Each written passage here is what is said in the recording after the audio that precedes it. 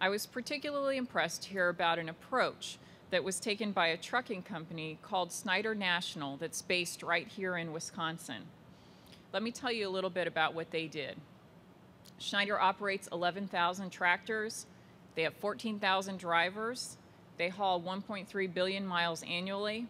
And like aviation, trucking is a very competitive industry. So that means they're acutely aware of the costs of accidents and lost time on their bottom line. Schneider became concerned about fatigue among their drivers, and they launched a study into sleep apnea. They tracked 339 drivers who suffered from sleep apnea. They evaluated their safety performance and the company's health care costs. Testing for sleep apnea is not inexpensive.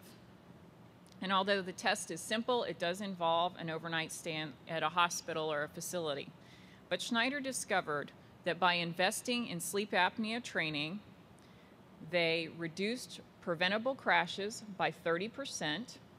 They reduced the median cost of crashes by 48%. They improved their fleet retention rate by 60% over fleet average. And they achieved health care costs of a savings of about $539 per employee per month. And while our focus is, of course, on safety rather than economics, I think that the last point is worth considering. When companies are willing to invest in safety and try out new things, they may actually reduce their costs in the process. Safety doesn't always have to be a drag on your profits. Although I use the example of a trucking company, we're seeing positive new initiatives in the airline industry as well. FedEx is a great example. They've created group rest areas in their Memphis hub. They allow crew members to sleep, eat, relax, and they fuel up on coffee on their way out. This is a comfortable and well-appointed setting for crew to be able to get rest.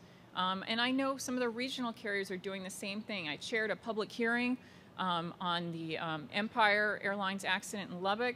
They positioned their crews more than 24 hours in advance to the location where they were going to be, and provided them with hotel rooms to make sure that they were rested and ready for the series of flights that they got.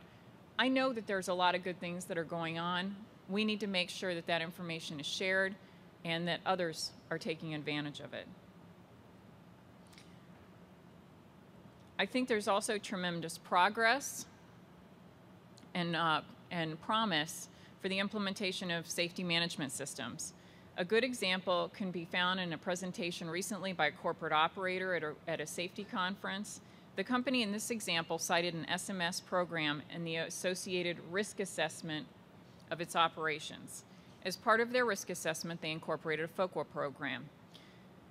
The data found that there were some unusual exceedances in bank angle and takeoff rotation rate. Further research indicated that the exceedances took place on, I'm sure that you all can guess this one, on positioning flights.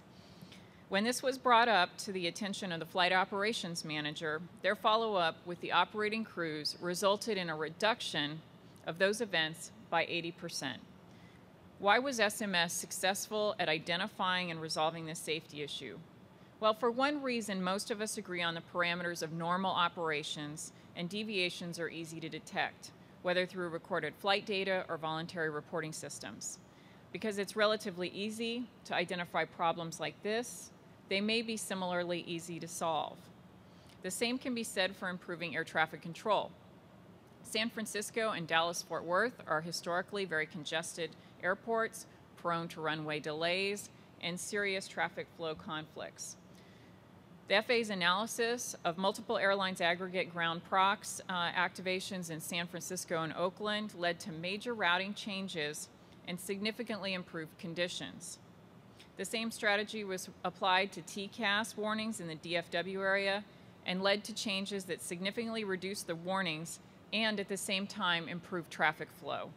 Here again, the use of available data adeptly identified and a clearly measurable set of red flags and allowed for a relatively simple and effective solution. All of these solutions, though, require open and honest communication. That's why it's so great to see RAA and ATA getting together to talk about safety issues at this conference. Naturally, airlines are in competition with each other for passengers and profits, but the entire industry rises or falls together on the strength of its safety records. This fact could not have been clearer than after the Colgan crash, when all regional airlines suffered in the court of public opinion. So I urge you to view this as a team effort. I know the RAA is already showing that you're up to the challenge, and your strategic safety initiative offers real promise for meaningful improvements. We are doing our part at the Safety Board as well. For example, during the Colgan investigation, we identified several factors that, although they weren't causal to the accident, we viewed as major red flags deserving further consideration.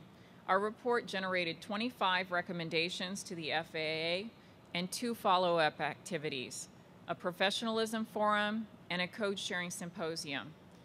The recommendations that we issued apply to all carriers, not just regional carriers.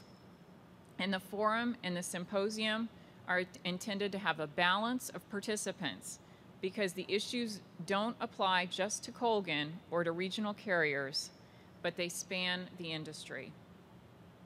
We just held our forum on professionalism, and I think that started a dialogue on issues that clearly impact safety, even if they're not shown to be the primary cause of an accident.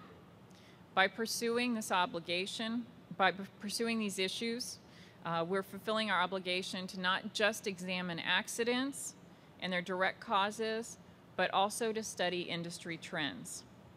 The forum brought together nearly 50 experts from academia, airline management, airline flight crews, the FAA, labor, and EASA to examine the overall concept of professionalism. Regional carriers were very well represented on several panels and in the audience, and I know that many of those chief pilots and line captains are here this week sharing their impressions of the forum with you. I've often said that professionalism is not the job that you do, but how you do your job.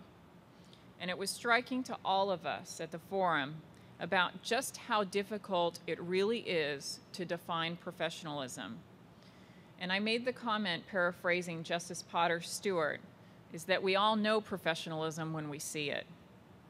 But I think what the forum was intended to do, and the challenge that remains, is that we need to be able to establish expectations about professionalism and create an environment where we begin to hold crews accountable to the necessary high standards of this profession.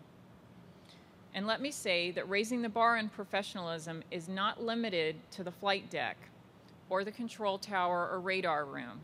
It applies to everyone involved in the safe operation of flights: flight attendants, ground crews, maintenance personnel, and even executives in the boardroom. We need to improve the culture of professionalism across the industry. At the forum, we heard a lot about how challenging it's going to be to recruit pilots over the next several years. In an industry as cyclical as the airline industry, it is a major challenge to have qualified professionals already in the pipeline to be able to take over. If the FAA forecast is correct, we only have a few more years before we see another resurgence in the industry. If you all are going to be flying over 1 billion passengers a year by 2029, then we need to be looking now for new pilots.